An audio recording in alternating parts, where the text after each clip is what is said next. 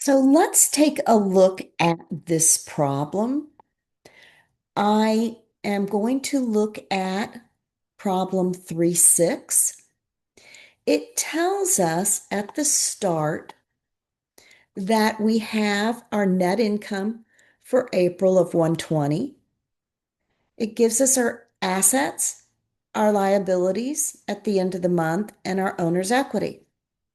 Now, they found out that we overlooked some adjustments. So the first thing we need to do is journalize these entries for April 30th because we've omitted them. There are four of them here. Supplies used during April, $2,750.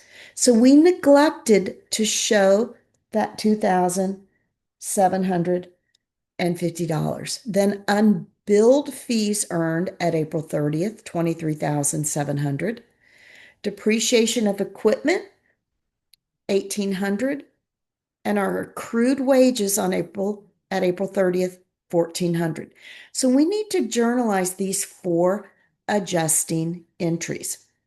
And the way we do that, the first one, the supplies used up will debit our supplies expense of 2,750 and will credit our supplies of $2,750.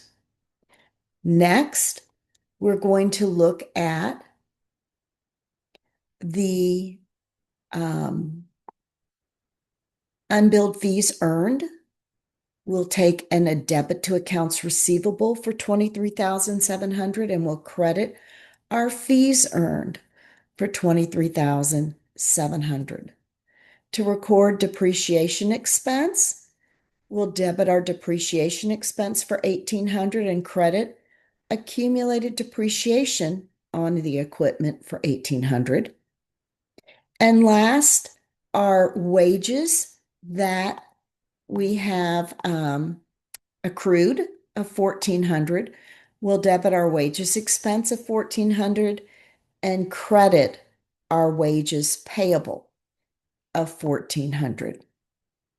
Then it asks us, determine the correct amount of net income for April and the total assets, liabilities, and owner's equity at April 30th. So if you click over here to the final question, it starts by showing us the reported figures, the net income, the assets, liabilities, and owner's equity. And then it automatically puts in the supplies used of a minus $2,750. That did, in fact, reduce our net income. The assets were reduced by $2,750 because our supplies asset account went down $2,750. This did not affect our liabilities, but it did affect our owner's equity because since our net income went down, that ultimately reduced the capital account of 2,750. Next, our unbilled fees that were earned. Our net income increased by the 23,700. Our assets accounts receivable increased by 23,700. It didn't affect our liabilities at all, but it did increase our owner's equity by 23,700 because our net income increased by that amount. Next, our depreciation equipment is an expense. Now, it lowered our net income by 1,800. It also lowered our assets by 1,800. And think about this. Our equipment has an account at what it was purchased for, and then that contra account, accumulated depreciation equipment, is a contra account to that asset equipment. So now the net equipment is down 1,800 after this transaction.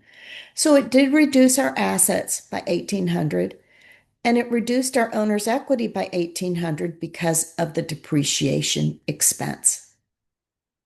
Our accrued wages reduced our net income because of the wages expense. It didn't affect our assets, but guys, it did affect our liabilities because now we have a wages payable that have increased 1,400. And it ultimately reduced our owner's equity because our expense reduces our owner's equity of 1,400. So we then put in our new amount of net income is 137,750. Our total assets are now 769,150. Our total liabilities are now 301,400.